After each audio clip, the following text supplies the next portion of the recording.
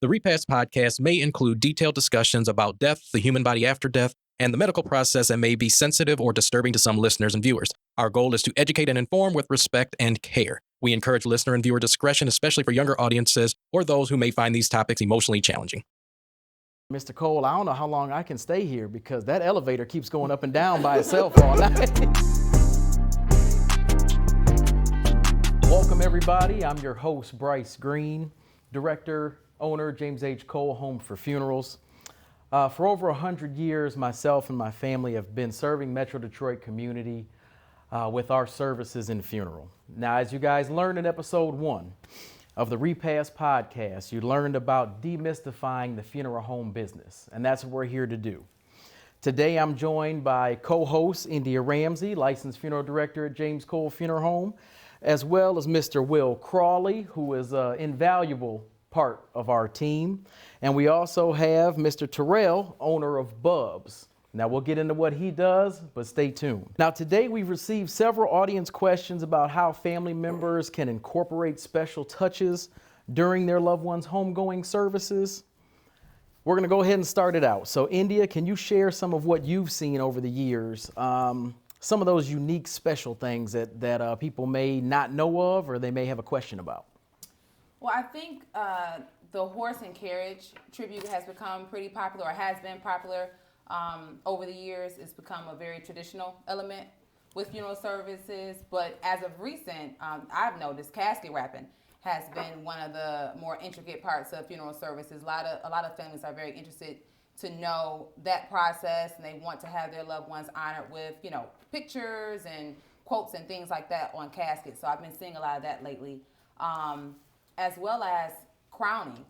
I'm not sure if our viewers are familiar with crowning, but I've seen a lot of that. Our families do ask about that when they come into the arrangements about having their loved ones crowned during the funeral service. So that's become pretty popular as well. Mm-hmm. Mm-hmm. Will, what about you? Touch on a couple of those special requests, some of those special items that people may... I think I have to coincide with India with the casket wrap, the doves, rose petal drops from the helicopter, motorcycle processions. I think the non-traditional is the new way of funeral service. That's what we're moving forward to. Now talk about that. Talk about that helicopter drop, because a lot of people, they don't really know about it, or you say helicopter drop and they say, what are you talking about? Talk about that a little bit. The helicopter drops roses or whatever flower the family chooses at the service or at the cemetery, but the timing is always a main factor of dropping it at the right time as the service is coming out or where they need to be. Right. And that's what it is about our industry, is all about timing, making sure everything is perfect, making sure everything is correct. And sometimes that's what people and families kind of miss a little bit. You get those families that have that helicopter flower release, but yet you're telling them at the church, you're trying to get everybody in a procession. Right. Here in the state of Michigan, we have to put flags on the car, so you're trying to get everybody to line up so you can be at the cemetery at that time. And that way you don't get there and they've missed the whole helicopter coming over, dropping the flowers. Yeah. At that time, families don't really, that's not on the forefront of their minds. Mm-hmm. They just want to see the beauty of the roses dropping, but they don't understand all the steps that it takes to get the roses to drop in the right moment. So that's always the part that makes it difficult on our end. Mm-hmm. Yeah. Mm-hmm.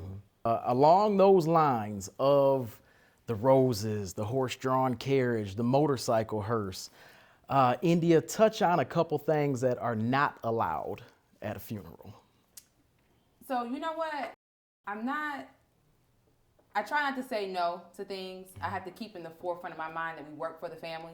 So I don't say no. I just try to figure out ways to incorporate what they want at the right time. Now, I did have a family, this is actually maybe last year, I had a family who wanted to have a champagne toast. So they had a horse and carriage, and when the body was coming out of the church, when the family was coming out of the church, as the casket was getting into the horse and carriage, they wanted to do a champagne toast. And putting myself into the family's shoes, I could see the celebration of it all. But I'm like, we can't do a champagne toast on the stairs of the church. So had to figure out a way to integrate what they wanted, but at the right time. So, okay, maybe you should do it at the repast, or, you know, you can still have that, but you just can't have that here. Right. Right. You gotta reel them. Yeah. Sometimes we do have to reel the families back in and make it a situation of, hey, we still have to follow state law. There's not you can't have an open container out on the sidewalk. That's not allowed. And not at the house of the Lord. Right, exactly. You gotta still be respectful. Sounds like a good idea, though. There you go. It sounds like it, but you gotta, there's that respect level you have to maintain. And that's one thing that we pride ourselves on at the funeral home is the respect of the family and the respect of the deceased and making sure everything is handled properly and appropriately. What are some of those, along those champagne toast lines or something like that, what are those impossible requests where a family has kind of hit you with something and you're just saying, we can't do that at all. I don't even know where to start to even do that. I think one of the biggest things that we really can't do is they want to take the horse and carriage all the way to the cemetery. And they don't realize the timing as far as how long that takes. And we're at a slow pace. We're at a trot with the horses. They're not galloping. And it already takes about an hour or 45 minutes for 2 miles. To go 20, 30 miles, we would be almost going into the next day trying to get to the cemetery. Right. Yeah. I think on the care center side, I've had families ask, and this is not an absolute no, it's just not something that we practice in particular, but I have had families ask about, the sitting up in the casket. I've gotten that, and I'm like, it's not that we can't do it, it's just that we don't do it. Right. So that's been something that I've come into, recently a few times. And I'm sure listeners have seen or watched YouTube videos of somebody sitting up in a casket or something like that. In the South. It happens in the South. It's super popular. So I think they want that to be integrated into a northern thing, but it's just not something. Right, and it's not something that we do. On the side note, I thought that about the caskets at first. The casket sitting up? The casket wraps. Oh, saying that you thought it might be Yeah, inappropriate? because that come from down south too. Okay. So it was something I saw down south years ago, and I was like, I don't know. And then as time passed and people start wanting to do personalized stuff for funerals, I was like, oh, this is perfect right now. Yeah. Right. And, it took off. I mean, and it's still very respectful. You have, it's like a photos or a collage on a casket. It's not necessarily, Some people say it's not. You do. Some people be like, I don't want to do that. Yeah. And it's all in preference, but. Yeah, and Terrell, I'm glad you brought that up because since you own Bubz and you do casket wrapping, obituary printing, everything, talk about the casket wrap itself, what it is, break that down for listeners. So it's basically a car wrap. It's the same material, same process as wrapping a car. It's heat applied. It's not like wrapping windows. It's really like a car wrap. So anybody who want to get into the business of wrapping caskets, just take a car wrapping class. Now you might have to learn how to do graphics to get the designs right because I'm a graphic designer first, and I learned how to wrap cars or caskets later. But I would take car wrapping classes if I wanted to get into the casket wrapping. It's the same process. Okay. Now, speaking of that graphic design element of it, how do families work with you? What's that process of saying, okay, I want my loved one's casket wrapped. What do you need from me? Well, when people see my work, they just be so impressed. They just send me pictures, words, and colors, or a theme. And I do my thing. I send it to them, and they be like, perfect. They, I work with India. She'll tell you that the customers, they trust my work. So they see it on the internet. They see it everywhere. So as soon as they send me anything, like they trust me to do what I got to do. So the design process be real easy, and I'm real good at taking your ideas of what you're telling me, and then creating the design. I'm real good at that. And the photos are always so clear on the casket. They're like super crisp. Yeah. So if a family is submitting a photo to you that's like an original picture of like a college photo or something, like a very old original photo, are you able to make the edits to it to make it that clear on the wrapping? Because it seems like all your pictures are like no. Perfect. I work with what they give me, but I do try to tell them the picture that's the focal point. I always want that to be a clear picture. Now you can give me an old picture. I could put it in the background or put it at the bottom or do different stuff with it, but the main picture always has to be clear. I can sharpen stuff a little bit, but I prefer the clearest pictures or the highest resolution pictures you can give me. Now tell us about the difference between wrapping the full casket versus wrapping the top of the casket, because many families don't know. They assume, I guess, that it's just a full casket wrapping. So when do you differentiate the two? Well, for one, it's budget. For one, people, because it's expensive. A casket wrap top only is around $1,000. The whole casket is around $2,000. So it's off their budget first. So if they want to wrap the top or the whole casket, that's pretty much on them. I always try to get people to at least do the top. You don't really have to do the sides because I don't really like to put pictures on the sides because where they carry the caskets at, you know, the pallbearers, the hardware, that covers up photos. So I never really like to put photos on the bottom of the casket, but I still do it if the family wants me to. Now that's something that I can say, seeing your work and what you do and how pleased the families are. I'm excited that not only is it taken off as a personalization aspect of funerals, but also as far as James Cole Funeral Home goes, partnering with you. It's perfect because you're an expert in what you do. Yeah, y'all, it's so crazy that I do more casket wrapping for y'all than anybody else. And they do love the personalization. And I got that from doing like events. So doing events, we stopped doing themes for events and started making them personalized to the person. So you go to an event, you'll see they got a bunch of pictures around. And I just kind of wanted to do that same thing for funerals. Like, why not go to a funeral, pictures on the casket, pictures, life-size cutouts behind the casket, on the side of the casket, 20 by 30 pictures on the easel, stuff like that, like to make it more personal, very personal. And I've seen the life-size cutouts at services before, but like, how did you actually get into the casket wrapping in particular? Like, did someone come to you and say, I have an idea I want my loved one's casket wrapped? Did you try it out one time and it worked out? I just tried it out one time. Okay. And it was actually at y'all funeral home, and it was for my friend. She, cause people come to me, people ask me like, what's new? What's new? And that's like the best thing. So it's, kind of like a gift of the curse, because I always got to try to search for what's new. And one of my customers, a friend, she was like, what you got that's new? And I was like, we can't wrap the casket. And I butchered the casket, though. I butchered it. That was your first time doing it? Yeah, and she was like, you know what? You told me it was your first time. So, but I love it. She said, I love it. It was wrinkles. It was a little wrinkly. And then my little brother was helping me.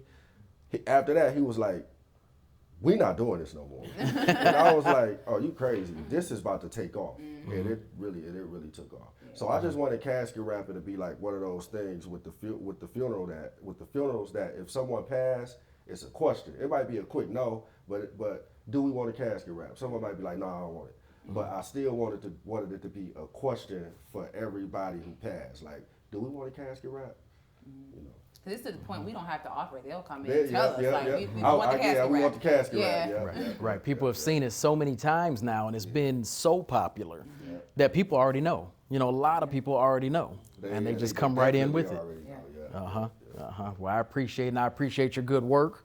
I'm glad you stuck with it, and I'm glad you kept it going. Appreciate that. We've seen multiple different caskets wrapped different ways, different pictures, and I mean, it's, as India said, they're crystal clear, and they come out looking beautiful. And it tells a story. It tells a story about about the deceased. So it definitely adds something to the honor of the right. For sure.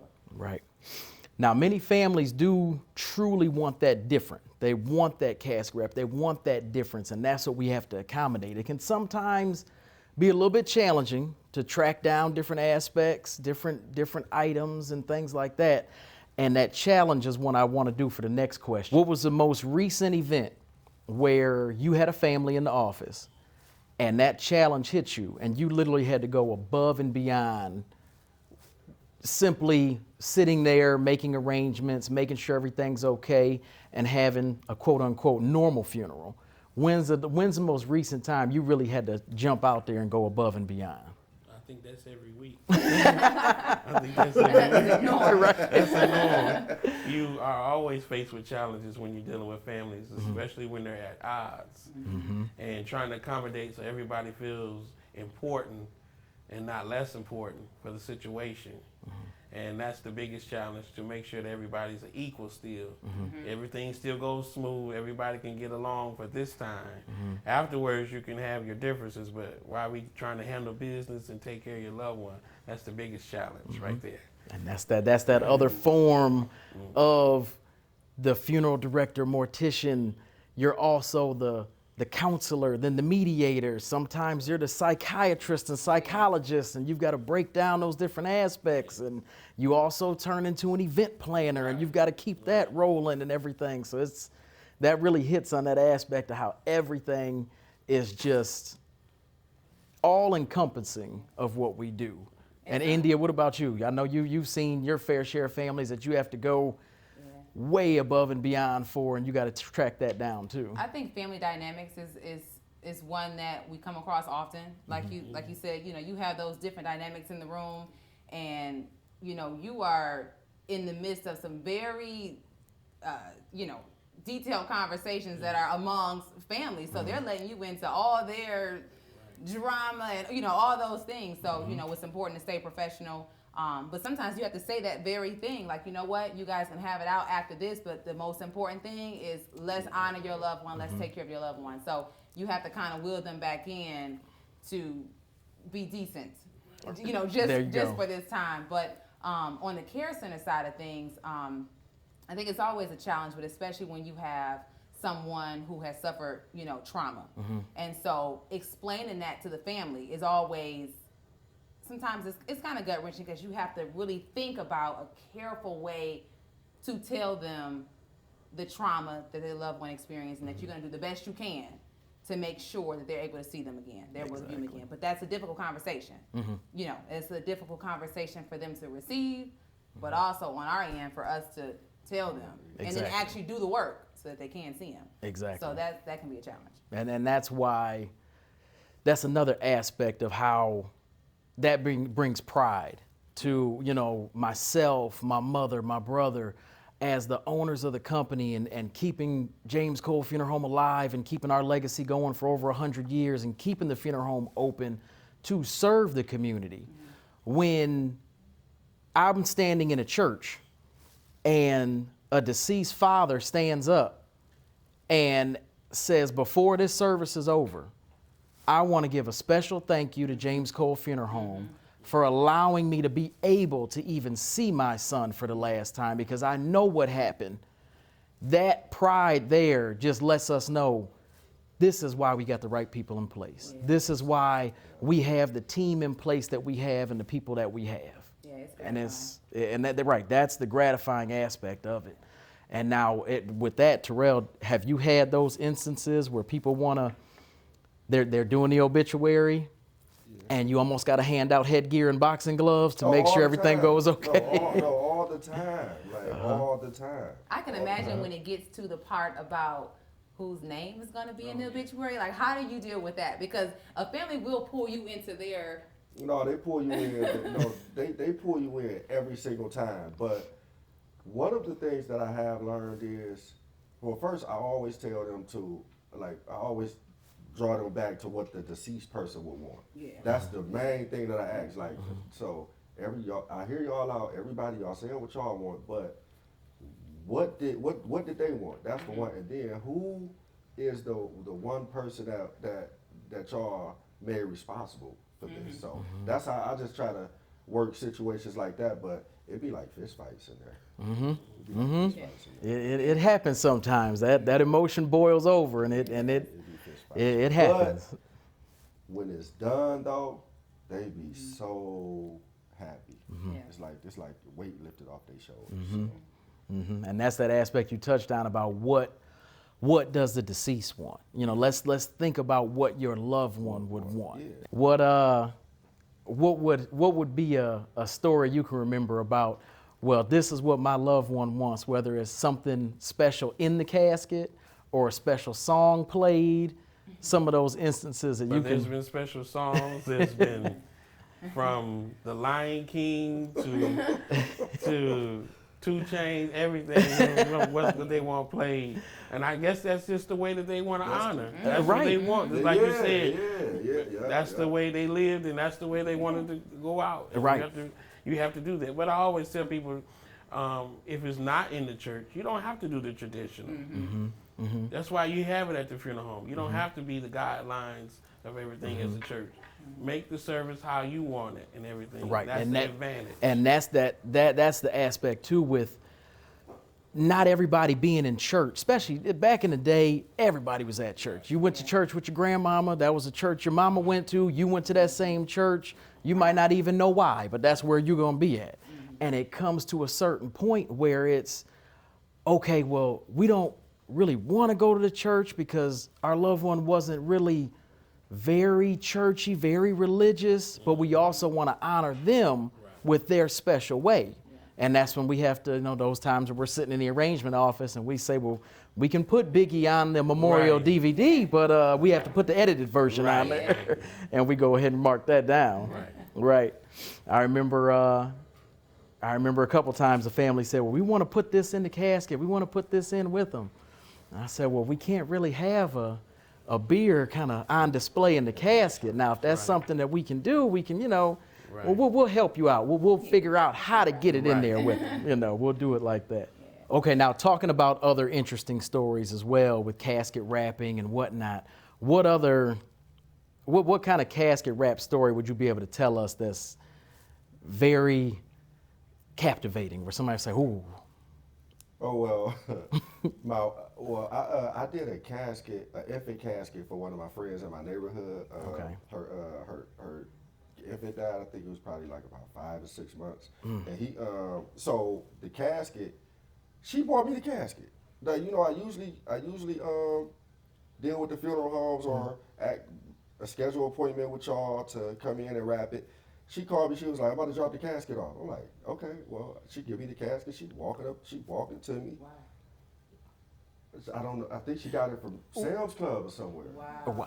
Yeah, I don't know where she bought her own casket because when they was calling me about it, I was telling them just go at the funeral home, they called me back, they said, those caskets are too expensive, so we're gonna get our own. I was like, okay. 2 days later, she bought me the casket. It was sitting in my front room. My nephew like, why is it a casket in the front room? You know what I'm saying? And everybody that come in, it's like, it seems kind of like weird, but it don't give me the feeling that everybody think it gives me.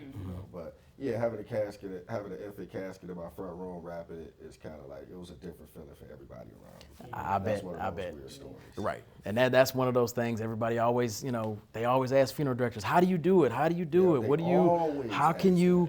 How do you be around death every day? And that, my answer is always, you get used to it after a while. But the only thing, as far as I'm concerned, the only thing that affects me is kids, infants and kids. Ever since I became a father, you look at it a completely different way. Yeah. Well, the main thing, one of the things that I always said too was when you dealing with death or obituaries, casket wraps or whatever, like these people, they don't come to you with bad stories about the person who passed. Everything is always good, always positive. So it's like you meeting a person after they pass, and you only hearing about all the positive stuff. So that's cool to me. That definitely helps me through with doing all this stuff. Right. I think it helps the family too, because they're in that grieving process, so they're in a moment of reflecting. And I think it helps them kind of get through the process. Like, I know I have to get through this time, and so if I reflect on the good things, it'll help me kind of stay focused on what we're doing. Right. Now, as a graphic designer too, besides having a casket sitting in your living room, what are those other items that you might see or that you might do for a family? I wrap the urns too. A lot of people haven't seen those yet. The urns, we wrap urns for customers, and that little infant, I wish I could have bought it. The infant that I did the casket for, his mom came back like 2 months later with a little square urn, and I wrapped it for her. So, okay. That's very unique. Yeah. Right. So we wrap the urns too. Right. Now that's something I can definitely see, families wanting to do because they want that It's gonna take off in a personalization. minute. Right, It's gonna and take off. right, they want that personalized urn. You know, nobody wants a urn, just that classic urn sitting on the fireplace anymore. You know, that's why they make them in all different shapes, clocks and blown glass and everything else. And I just noticed that wrapping urns. So I Google in urns. I'm like, oh, we can do some creative stuff. But they got all types. Now, what would you, if you were on the other side of the table, what would you want to see? Like Terrell, if you were on, you do this all the time. You wrap caskets, you do obituaries, so you're well involved with the funeral process. But what is something that you're just in the back of your mind, you say, I want to see that, or this would be cool if this could happen? Well, I'm a graphic designer, so I like big pictures. So for instance, like in Detroit, I've seen it, but not in Detroit. Like say a 16 or 20 feet wall graphic behind the casket with the flowers just like draping all around. You know, I like the creative. I can't really explain it, but Yeah, that like creative stuff, aspect. Yeah, that, the creative that, aspect, right. and then in your face. So I want it to be an event. Like you come to my funeral, it's just like it's not like you came to my funeral. I want it to be like I ain't never seen a funeral like that. Right. Where you can sit there and say, "Wow, I've never seen this before." Wow. That's Gotcha. that's what I be Uh-huh. And another thing, like during the funerals, I just want a marble casket, like A marble casket, a solid expensive marble casket. Yeah, like when I be looking at the caskets, I be thinking like that'd be sweet if that was just like all marble. Well, I mean, you could always go the Michael Jackson route and do the gold, marble, you know. Wrapping. I do that. You do. Yeah. Okay. To give the illusion of a marble casket. Yeah, I've done that a couple times. Definitely done that a couple times. Yeah.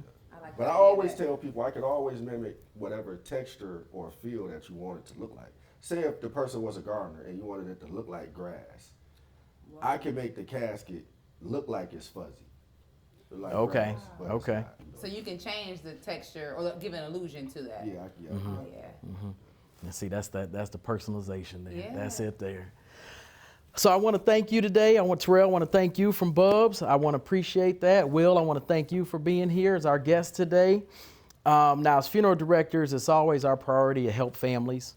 Make sure we bring that special request out and make sure we handle everything. As we always say, we like to handle even the unspoken wants and needs of our families. And that's what we always go for. So right now we're going to switch over into our funeral industry Mythbusters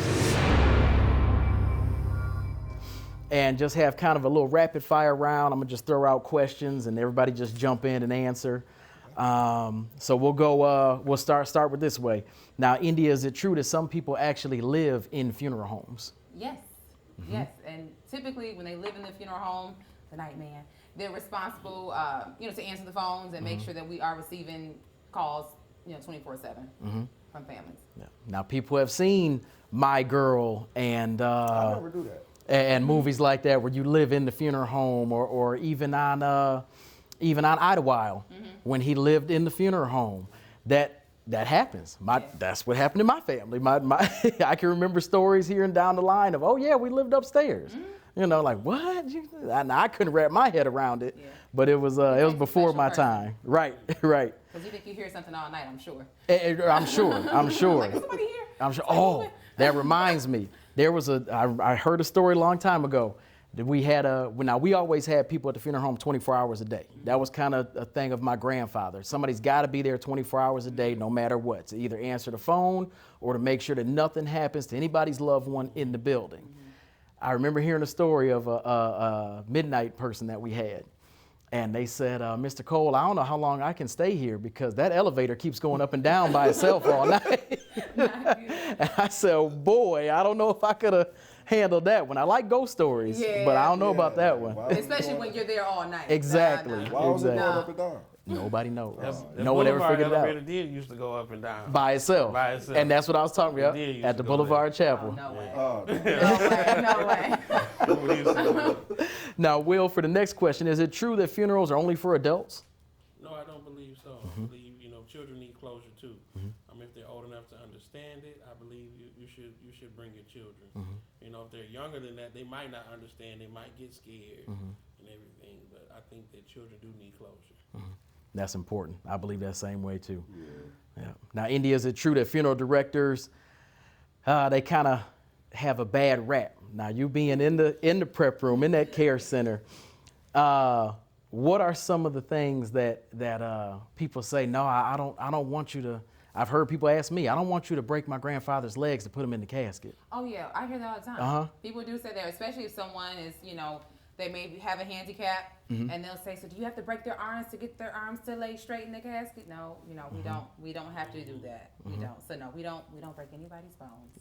And if it's too tall for a casket, you get an oversized casket. There you so go. There are ways there you around go. things. They come wide, they come tall. We can fit everybody from Shaq to a sumo wrestler. Absolutely. It doesn't matter. That's right. Now, what about last one? Can you get buried with your pet? What you think, Will? Oh, that's for me? What you think? I'm coming at you because I know I know your history with dogs and how it's progressed over the years. I'm assuming you could be buried with your pet. I'm assuming. Well, sometimes people want their cremains of other family members buried with them. So I'm assuming, a pet could be buried with you as well. Or maybe the pet remains. It was cremated. Right, because they do pet cremation is a big thing as well. Yeah. What do you call it? When the stuff. You can't taxidermy your dog and then put them in. No taxidermy now. Now see there now you're getting into those. On the side in attack mode. You're getting into those myths and those Norman Bates type things. You're gone with that. You're right. Yeah. I appreciate you for being here, Terrell, Will. I appreciate you guys. Tell people where they can find you at. Well, I'm located in Detroit, Michigan, but you can always find me on Instagram. My Instagram handle is BUBZ, which is my nickname, Bubz _rags to riches. You can always find me on Instagram. Everybody know me. Just ask about me. There you go. That's what it's about. Now, in our next episode, everybody, we're going to dive into the science behind funerals, the science behind death, and what it takes for you to be able to view your loved one and have that funeral where you can see your loved one for the last time and get that closure. As we sign off, I'd like to remind everybody, please submit your questions. Submit your questions to us. We're going to read them. We're going to answer them. We'll plug them into an episode wherever they belong, wherever we feel they'd be the best at, so we can get your questions answered. Remember to like, share, and subscribe. And also tell your friends and family to tune into the Repast Podcast. And whether you're a professional, whether you're an industry professional and you're in service, whether you're in grief, or whether you're just curious about what happens, we're here to walk with you every step of the way. Join us next time on the Repast Podcast.